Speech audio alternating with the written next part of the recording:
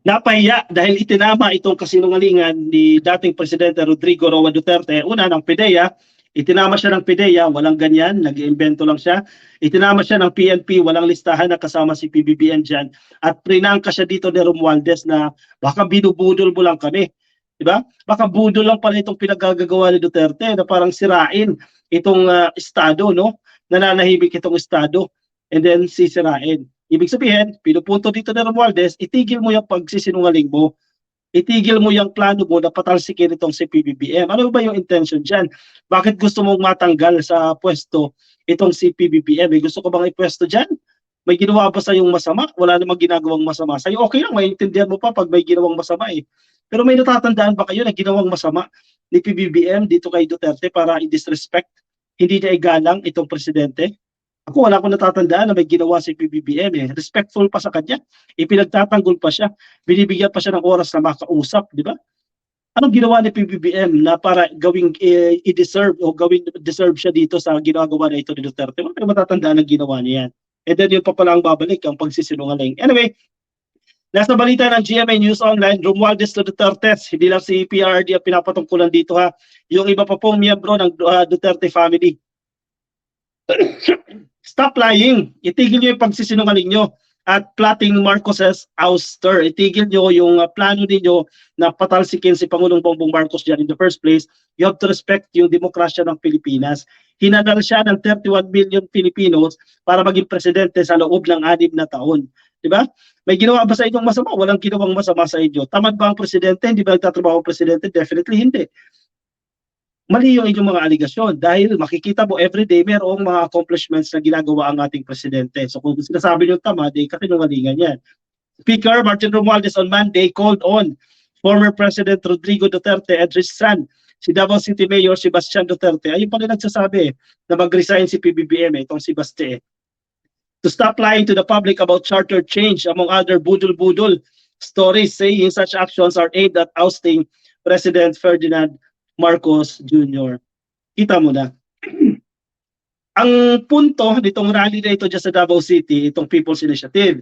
At ang pinagbibintangan nila dito sa People's Initiative ay ang Kongreso, di ba?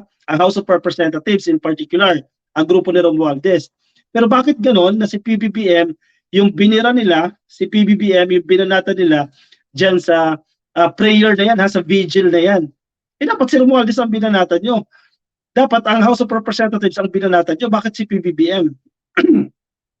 Romualdez issued a statement a day after the former president said Marcos, it's someone bangag. Di ba yung term na bangag eh? Offensive ito, very offensive. A Filipino term for someone high on illegal drugs.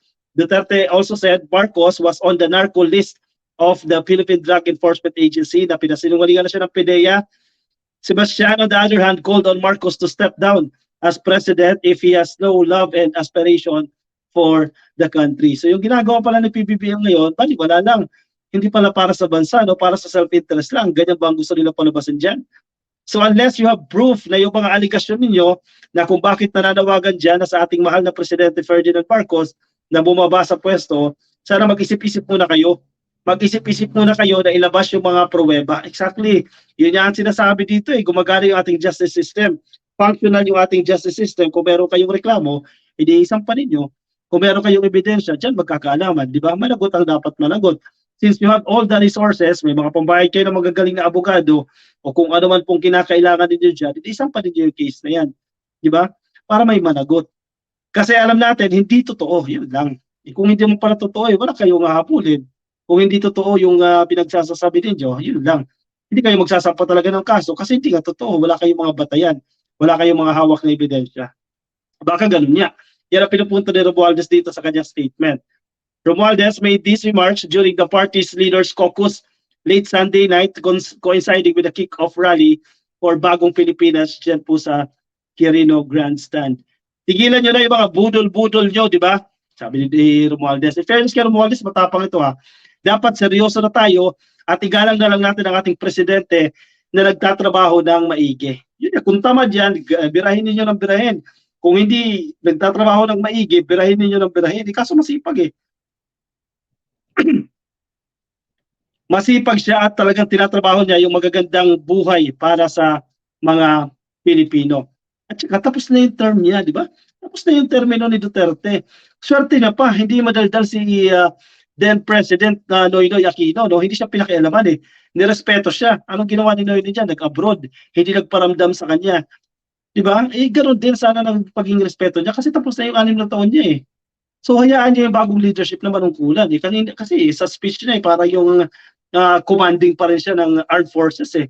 Nag-uutos pa rin siya sa armed forces natin at sa mga miyembro ng pulisya. Wala na siyang jurisdiction doon. Yung bagong presidente, hayaan mong mamuna yung bagong presidente kasi tapos na yung term mo eh. Tapos na yung limelight mo eh. Masyadong maaga naman ninyo gustong ipabagsak ang rehimen ng Presidente Ferdinand Marcos. Very popular and he was elected with a bigger mandate than the former president. Exactly. Kaya igalang naman natin yan. Yan po ang mandato ng taong bayan ng Pilipinas. Di ba? Respeto sa demokrasya. Sa pamilyang Duterte, siguro, konting galang naman sa ating mahal na presidente at sa pamilya niya. Noong panahon ng rehimen nyo, iginalang naman kayo. Bangag. Bagang. Yan, katigam tuloy kayo dyan.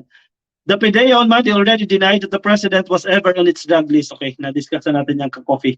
Ano sa tingin ninyo dyan ka-coffee? Anong masasabi ninyo dito sa kasinungalingan ito ng mga Duterte? Lloyds, mas mukhang pulburon si Digong kaysa kay PBBM. Mood covers, maraming salamat ha. Mood covers, maraming salamat sa iyong pakulay. Lorelei, designer, bagong Pilipinas, bagong buhay, maginaghawa, magkaisa tayo mga kababayan, protect PBBM admin, God is with PBBM, exactly. Hindi sila magpo-prosper dito. Alex Yango, kaya nabuwang si Digong yun dahil sa fentanyl ka-coffee. Ayun na nga, ginalit nila si ka-coffee. Hindi naman, relax lang tayo dyan ka-coffee, no? Pero unfair din kasi yung ginagawa nila eh. Kasi buti ko tamad yung presidente. Buti kung hindi nagtatrabaho yung presidente. Masipag ang presidente eh.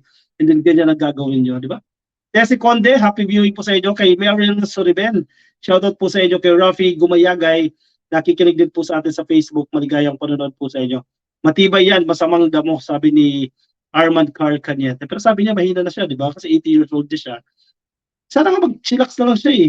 Di ba? Enjoy niya yung billions niya eh. Enjoy niya yung mga na-save niya eh. Di ba? Magpakasasa siya sa mga naipon niya eh. Kasi may edad na siya eh. So, hayaan niya yung mga leaders na manungkulan. Alice Ricardo, akala naman nila napaka-powerful ng matandang hukluban. Estrella Diyos, bastos po talaga mga Duterte.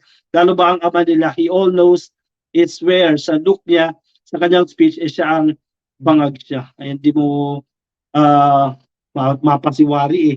Kung minsan magsalita naman ng masama at magalit ang tao, sasabihin na joke. Eh, paano malalaman kung joke o hindi? Pinoy, no to Duterte sa 2025. Hindi ba siya tatakbo? Depende kung ibang Duterte, no? Pero si PRRD, hindi naka-coffee. Kuho, magkape na lang tayo, sir. Antioxidant pa, sabi ni Anil Lin. So, pwede, no? Huwag na fentanyl. Takot mahuli ng ICC ang si Mau Diggs daw. Eh, paano kung totoo na negatibo yung resulta ng ICC investigation sa mga Duterte at malaki yung chance na makulong niya, di ba? Yun, harapin niya. Eh, matapang naman ito. Ang mga DDS, walang awa kay Digong. Matanda na yung tao at medyo lutang na ang isip. Ayaw pa tigilan. Wala na kasi yung ibang public figure eh, na pwede magtanggol sa kanila eh. Feeling ko si Duterte na ang pinakamataas na public figure na pwedeng magtanggol sa kanila. Pero after that, wala na. Roger Kagitla, gusto i-divert ni Digong ang issue na 125 million at 51 billion na mga anak niya, kaya na ULO na raw si Digong. Posible na isa lang yan. Tactics lang yan ka-coffee. It's one of their strategies siguro na ginagawa nila. Isa si matandang Duterte ang sinisira ang pangarap ni VP na maging presidente sa 2028. Sayang eh. Sayang nga, malakas ang potential nito eh. One of the front runners sa surveys, number 1 itong si Sara Duterte na posibleng maging presidente pagsapit ng 2028.